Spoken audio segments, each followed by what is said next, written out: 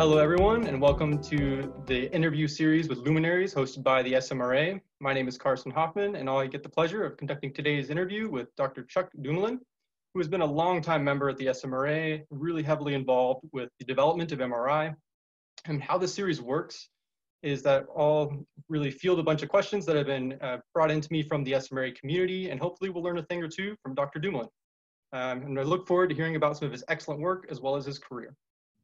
So our first question here is, you've been really involved with the MRA imaging community for approximately 4 decades now. Really some fundamental work that's been done by you.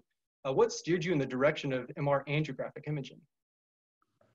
I suppose the story starts as a graduate student or even an undergraduate student when I was first exposed to high resolution NMR, nuclear magnetic resonance. So I really set off on a career in the early days. I thought I was going to be an NMR spectroscopist, using those sorts of techniques to elucidate and answer questions in the chemical field. And after I got my PhD, spent about 3 years as a research associate at Syracuse University. And in 1984, had the opportunity to join the research team at GE's R&D Center in Schenectady, New York. And I went there with the idea that I was going to really bring some of the tricks of the trade of high resolution nuclear magnetic resonance spectroscopy into the field of in vivo imaging and in vivo applications of MR. And so I spent probably a good first year or so of my time there doing that, developing multiple quantum filters for imaging and fairly esoteric things. None of it's really in use today. But my boss at the time, Red Reddington, pulled me into his office one day and said, Chuck, a lot of people die from coronary artery disease. Now, at that point, I didn't even have a clue what a coronary artery was, but it didn't matter. I sort of did a little bit of homework and put together a phantom with a bottle of water and a hose with some water and put it inside of our MR scanner there. Started playing around and came up with an incredibly complex pulse sequence. It had probably 18 RF pulses, 25 gradient pulses or something like that. Took 100 milliseconds to play out. And so I used this with this phantom, and I could just barely, if I squinched my eyes just enough, I could see a little bit of a flow effect. And I said, well, gee, this is not going to work.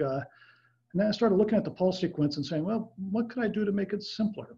And I started in my mind consolidating little groups of the pulse sequence, and lo and behold, a lot of these little groups of gradients and RF pulses sort of canceled each other out in the big picture.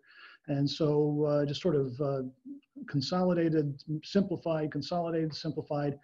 And at the end, I had one RF pulse and a bipolar gradient pulse and a collection period. And so I coded up that sequence and it worked. And so, off and running, and that was the world's first MR angiogram. I think you mentioned this, but you've spent really 25 years, I think, in the industry world, and then you followed it up now with 10 years and counting in the academic setting back in Cincinnati. What spurred this change in career path? And did you meet any difficulties when transitioning between these two paths? Well, what urged the change was, I guess I got to the point in my career at GE where I felt that I really couldn't contribute much, anymore. And I was at a decision point about 12 years ago now, where I could, I could just hunker down, keep my head low, and really not do much, and just sort of, become, or just spin my wheels until retirement and fade away. And at that point, my kids were out of college, and so I had this important life decision. Did I want to just sort of do that, declare it done, and just try to turn the crank until retirement, or did I want to go off and reinvent myself? And the more I thought about it, I said, hey, I just gotta keep going. I gotta reinvent myself. The concept of retirement, even to this day, is not something that I really embrace. I don't really look forward to it. I don't think I really want to. And I want to just keep on innovating, keep on contributing, as long as I possibly can.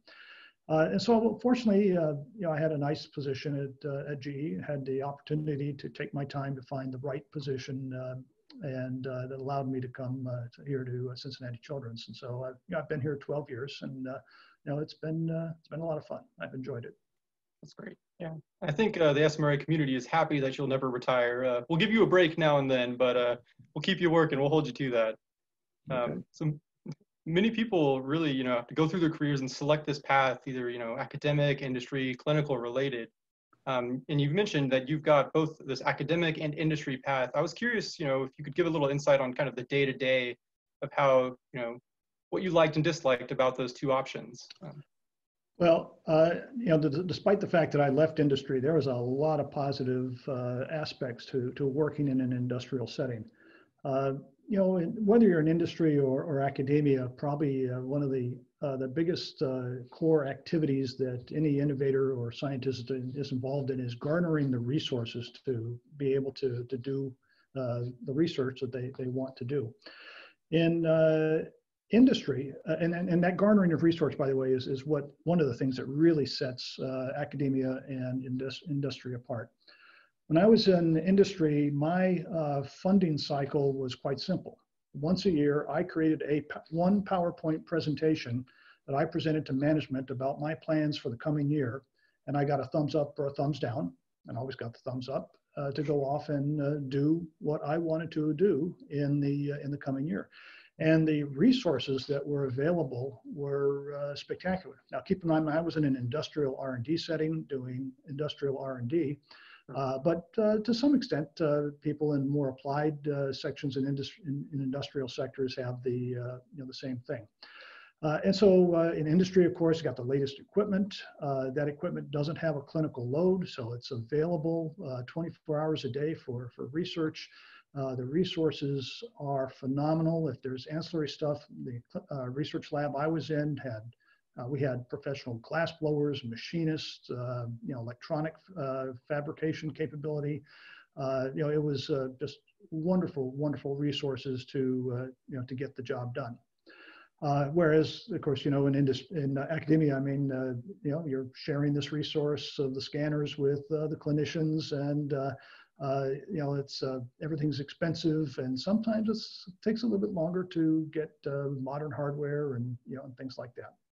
So there are some advantages in terms of resources in industry, and of course securing resources in academia is, if you want to really get the resources you need to do focused projects that you want to involve in, involves grantmanship and writing grants and all the hassles associated with that.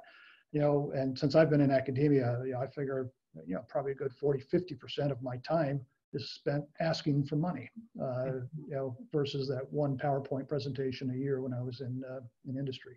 So that really, I think, sets the two environments apart. But there's another thing, a very important thing that sets those environments apart, and that is that every day that I worked in an industrial setting was a day that as I was coming into work, my boss could pull me aside and say, "Hey, Chuck, we want you to drop that project and work on something else. There's a crisis over here, and you need to go fly out tonight and go work with those folks on that." Well, we don't have the budget from the company anymore to do what you want to do. You got to work on something else. So even though it was easy to garner the resources in industry, it was easy to have them taken away. And of course, in academia, you win a grant, that money's yours, and you can choose to use it productively. You can squander it. You have full control, and nobody's going to be pulling that money away from you. At least not a lot. The NIH has been cutting back a little bit here and there, on your budget requests, and so it gets a bit more difficult. So I guess those are sort of the major differences, at least in my perspective. There are certainly tremendous pluses and some minuses in both settings. All in all, it's all about figuring out how you as the innovator, you as the researcher, are going to get those resources to accomplish what you want to accomplish. And in general, the answer in both an academic and an industrial setting is that find a way to align what you want to do with what your institution's goals are. And when you can find that alignment, when it's a win-win situation between your drive and the institution's purpose and the institution's mission, then it's everything's good. Everything moves forward. Great. Now, with any job, I think you start to build like this toolbox of skills, kind of that you use at your disposal. I'm kind of curious if there's any skills that you would say that are transferable between both academic and an industry setting, and some that maybe you just won't ever use again from one. Well, I probably have many tools that I will never use and have long forgotten. I've started building my toolbox in elementary school, in kindergarten. But I think that's an important concept, is that if you want to be a researcher and an innovator, you need to really have as broad an exposure to a wide variety of things as you can. When you think about what is an innovation, what's an invention, what's a new idea, there really are no de novo new ideas.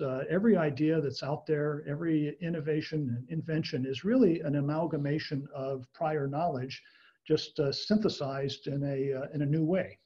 And so those individuals who have the greatest exposure to different ideas, different concepts, different ways of thinking, different technologies, different scientific principles, those people who have that broadest exposure are the ones most likely to be able to synthesize something new from all those areas. And you can never tell where you're going to get ingredient A or ingredient B, ingredient C to put together into a new wonderful thing. And so I would encourage anybody who wants to really be a researcher to try to be broad rather than narrow.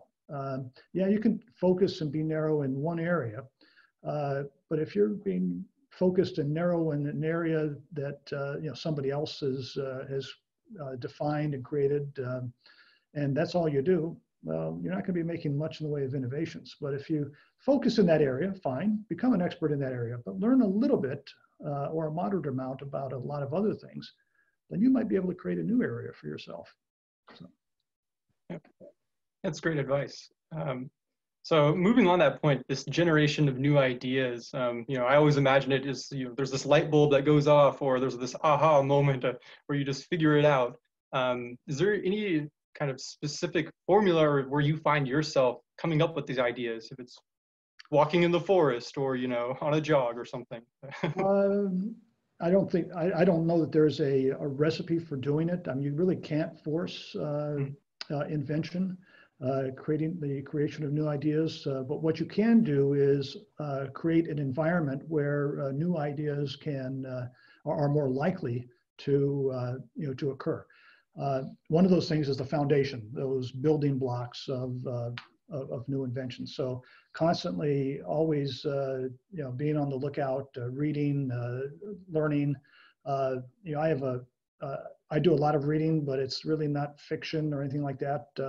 My wife doesn't understand what motivates me to read math books or to read encyclopedias or to read the history of science books and things like that. But so many times I've learned things there that very quickly or over the long term can contribute to some sort of solving a problem that comes to mind. So being prepared to do that or to solve a problem or to be innovative is the first step. The second step is to really have an environment, or to be an environment, if you can, that is relatively stress-free. People say that necessity is the mother of invention, and there's a little bit of truth in that. But in reality, if you are in a situation that requires your full focus just to get a paycheck, or just to keep sanity with a dynamic family, or whatever, you pick it. If you're focused on day-to-day detail like that, there is no opportunity to invent or to create or to be innovative. And I think this this is true for society at large as it is for the individual. A society or an individual that is so focused on just day-to-day existence is not a society or an individual that's going to have the the ability to be creative. So in that sense, innovation is sort of like a luxury for a person or for society, and yet it creates so much value, so much improvement for where we are and what we do. There's a sort of a little bit of a tension there, and it really frustrates me sometimes to see people who take a very narrow accounting view of what research should be, and they're it's that sort of attitude that really can throttle the innovation and the creation of new ideas and new benefit for mankind. But so that's a long answer, fuzzy answer, but yeah.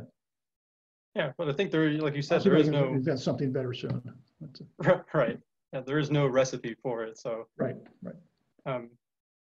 Yeah, so I think you have been this constant, really, source of innovation in the MR community. I was wondering if you could tell us a little bit, maybe where you encountered some resistance on an idea, or you really wanted to pursue something, but it just never took off. There wasn't any traction behind it.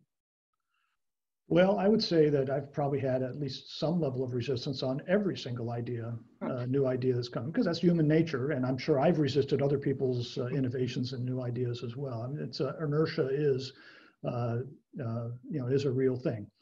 But one of the things I've learned over the years is just to, everything is a problem to be solved. The clinical or the scientific invention that's needed is a problem in itself, but just as much getting acceptance is also a problem to be solved. And so it's just a matter of figuring out what is the obstacle, what is the barrier, and what is the best way around it. And clearly, some of my innovations and ideas have yet to take off. I can't help but hope that someday they will. And there've been a number of innovations that I've had. Either I haven't really heavily published them, or in a few cases, not even published them at all. And yet, it is still a little bit with a bittersweet gratification that I see somebody else comes up with the same idea, takes it and runs with it, and so on. So I've had many more ideas that I can possibly pursue. I wish I were able to work 24 hours a day. I can't. I do need to sleep and eat and that sort of stuff. But it is what it is. I've worked hard and I have no regrets. Great. Yeah, I think mentioning some of the achievements that you've had were, real success with phase contrast MRA, some time resolved angiography, as well as MR guided interventions. What do you see as your biggest scientific contribution? That's sort of like asking which one is your children is your favorite. I suppose you can measure them in terms of impact, how many lives each touches, and up to now, probably angiography has touched more lives than the MR innovation or interventions and things like that. Although the interventions, I think, do have a potential to really have a long-standing impact in society. But what I've been working on in the last several years has been a lot of my attention has been focused on neonatal MRI, and I think that in the long run that may end up having a huge impact. Maybe fewer patients, but much more deeper impact in those patients' lives. So we'll see. Time will tell. Yep. I'll be doing another Luminary interview, I'm sure, in a few years to get an update on that. So I think really my first experience with you was the educational talk on phase contrast at the SMRA, and it's really become a staple there. I think you do an excellent job, obviously, explaining this technique. I'd be interested in your thoughts a little bit, kind of seeing what you envisioned when you first kind of thought of the phase contrast and what you've seen it evolve into today. Well, one of the things that we were most excited about, my coworkers and I, was that this was a new way of doing MR imaging, And that's one of the things that sets MR apart from X-ray and ultrasound, is that there are so many different ways in which you can use MR to get fundamentally different and independent information. And so being able to exploit one of those pieces of information, which up until that point had been an artifact, just a nasty artifact, to convert that artifact into useful clinical information, that was kind of exciting. And the other thing that was kind of exciting about it was that the realization that it would supplant the standard clinical practice of the day of X-ray, diagnostic X-ray angiography. Now you're probably much too young. Are you ever see the movie The Exorcist? Yes. Oh, you have it? Okay. So I remember seeing The Exorcist. I've seen The Exorcist twice in my life. Once as in high school when it first came out. And it was, a horror film at the visceral level. I remember, and of course, it didn't help that I was sitting in a dark theater with a noisy air conditioner that kicked on every once in a while when the film broke and melted several times. I didn't know if it was real but anyway, so it was a surreal experience. But many, many years later, as a grown adult, I watched it on TV again and had a totally different reaction, but it was just as horrifying. And the scenes that horrified me the most were the diagnostic radiology scenes, where this young girl goes through a direct carotid puncture, an X-ray injection angiogram, and she goes through a pneumoencephalogram where air is injected around her spinal cord, and she's put on a frame and inverted so the bubble would move up and down and fill her ventricles so that they could do an X-ray to see if there was a midline shift. It's and just it was presented quite directly, and they were actually quite barbaric techniques in the day, and that was the state of the art back then. And to replace some of those really barbaric techniques with more benign MR techniques was actually probably one of the biggest benefits. There was another personal benefit that I had working in MR angiography back in the day, and that is in 1987. My wife had twin boys. So this is child number 3, child number 4 for us. And I remember coming into work thoroughly exhausted, being up all night. And so I would talk with my colleagues, and we'd put out the experimental plan for the day, and I would crawl in the magnet and I would sleep. And they would scan me and tweak, and we'd adjust this parameter and so on. We made a lot of progress in that time frame, tweaking the protocols and getting things better and better, while it allowed me to catch up on my sleep. So it was a wonderful time at that point. Really cutting down those motion artifacts too. It did, yes. That's right.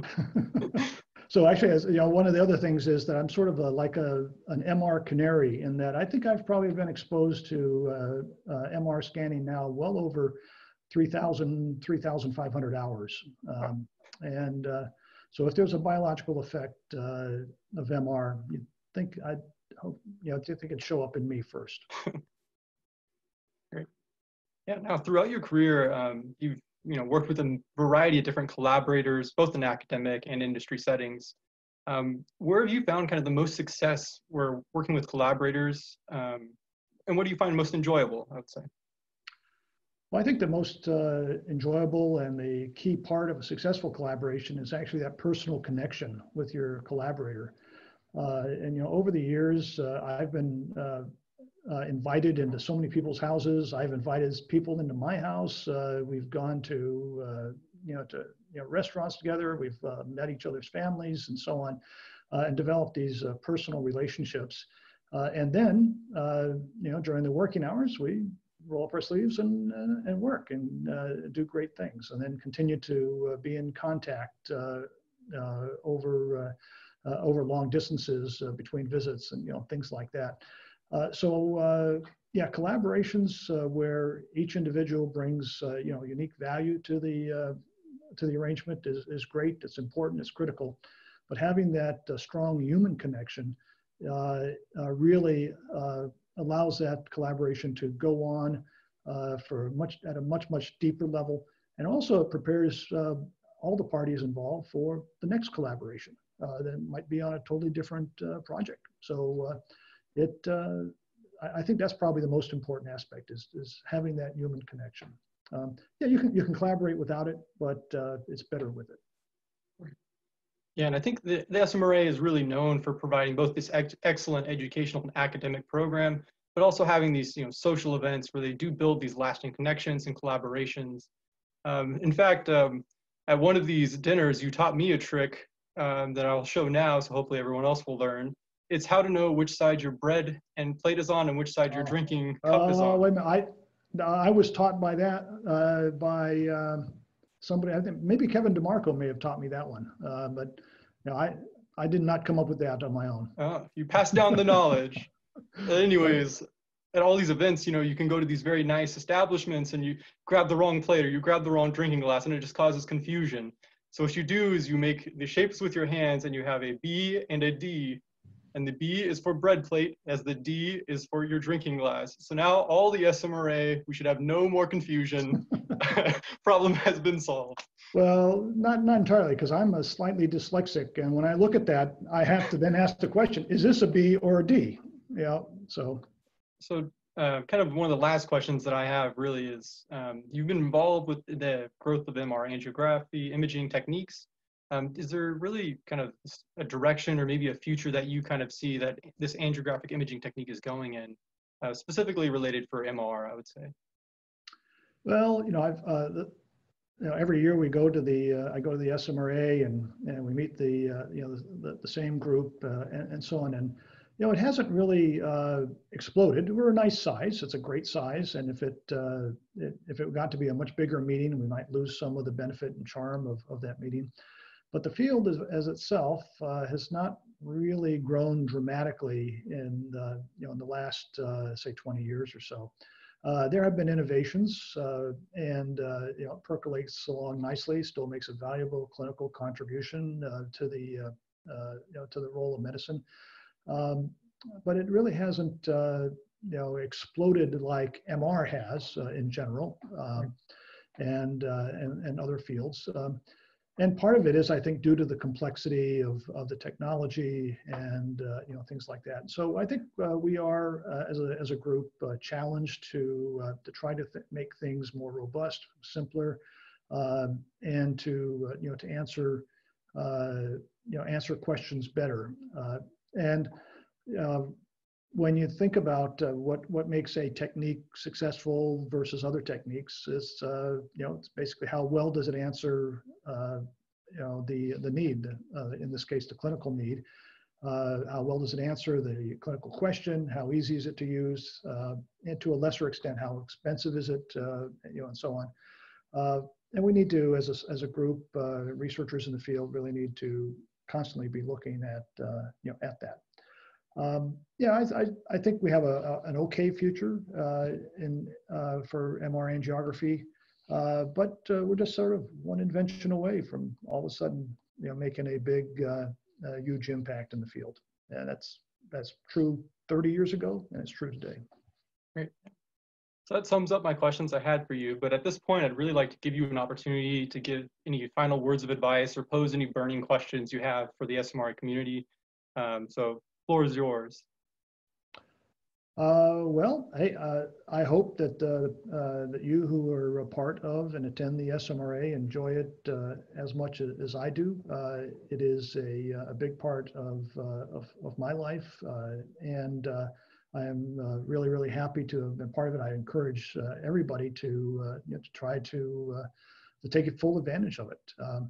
And it's not just a matter of the researchers. The spouse program has been really a powerful force in its own right. My wife has made lifelong lasting friendships in that group, and they're a welcoming group of spouses. So if you're a researcher and you have a spouse, even with young kids, consider still coming to this meeting and bring your family. It's a wonderful group of people, and we're always looking to welcome new people. Thank you so much, Dr. Dumoulin, for participating in this SMRA Luminary interview series. I'm really looking forward to seeing your newest ideas in the future and at meeting you again at future SMRA events. Well, I look forward to seeing you again as well.